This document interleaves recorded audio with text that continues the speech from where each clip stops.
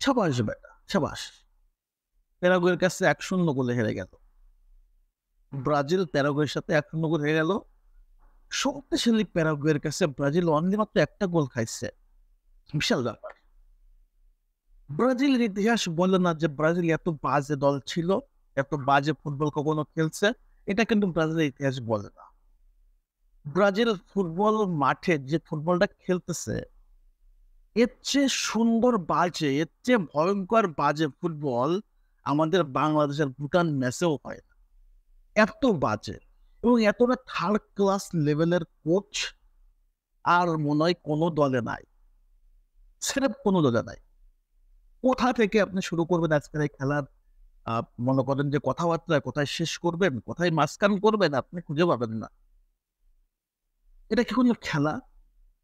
প্যারাগুয়ের সাথে ব্রাজিল যা খেলছে, এটা কোনো খেলা? ব্রাজিলের শক্তির জায়গা কোথায় আপনি বলতে পারবেন? কোথায় ব্রাজিলের শক্তির জায়গা? না ডিফেন্স, না মিডফিল্ড, না অ্যাটাক, না গোলকিপার। আলিসন বেকার খাম্বার মতো তাল গাছ, তার কোনো কাম নাই। একটা বল যাবে সেটা গোল খাওয়াইতে বসে থাকবে, রেগুলারলি করে যাচ্ছে। খাম্বা হয়ে লাভ কি? এত লম্বা খাম্বা হয়ে লাভ কি যদি গোল ঠেকাইতে না পারো? প্যারাগুয়ের গোলকিপার কত দুর্দান্ত সেভ করছে ফিনিশ শটটা, আর আলিসন বেকারের কাছে বল গেলেই খাম্বার মতো সে চাপ দেয়, বল ঠেকাইতে পারে না। ভাই খাম্বা হয়ে লাভ কি? আন্ডা করতে এর চেয়ে অ্যান্ডারসন বেন্তো হাজার গুণ ভালো গোলকিপার। কি আবাল মার্কা গোলকিপার প্রতিনিয়ত খেলাই যাচ্ছে। আলিসন বেকারে যতদিন না বাদ দেবে ততদিন ব্রাজিলের পরিবর্তন আসবে না।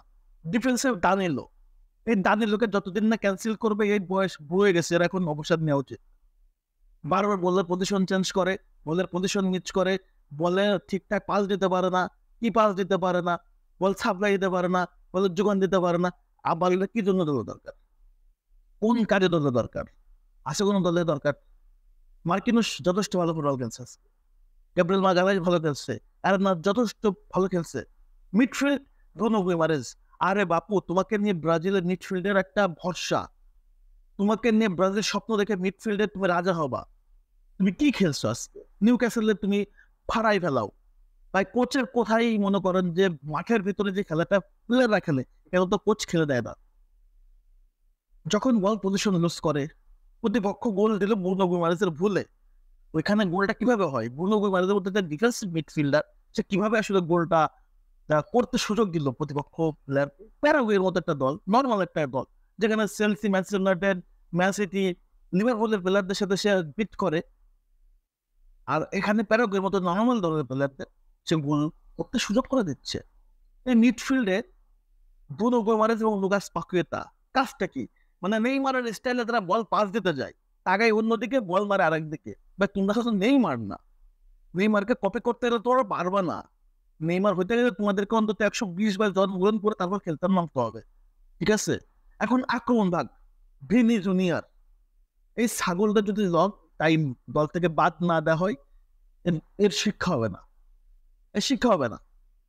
এই প্লেয়ারটা কি পরিমাণ বাজে খেলতে পারে, কি পরিমাণ বাজে, বাজের সর্বনিম্ন স্তরে যদি কেউ থাকে, Vinicius Junior. Vinicius Junior, Enrique Felipe, একে নিয়ে অনেক বড় স্বপ্ন দেখি আমরা। এর ভিতরে আদৌ কোনো ট্যালেন্ট আছে? Zero talent, zero talent. সব সময় প্রতিপক্ষকে ফাউল করতে যাই, একটা ওভার রিয়াক্ট করতে যাই। সবচেয়ে বাজে প্লেয়ার হচ্ছে এনরিক ফিলিপে দলের ভিতরে। রদ্রিগো ট্রাই করছে, কিন্তু যথেষ্ট সুযোগ পাওয়ার পর রদ্রিগো বলগুলো কন্ট্রোলহীনতার কারণে, ব্যালেন্সহীনতার কারণে সে গোলগুলো দিতে পারে নাই। ওভারঅল যদি দেখেন তাহলে ব্রাজিল দলে না আছে কোনো শক্তির জায়গা, পদে পদে আপনি দুর্বল জায়গা খুঁজে পাবেন।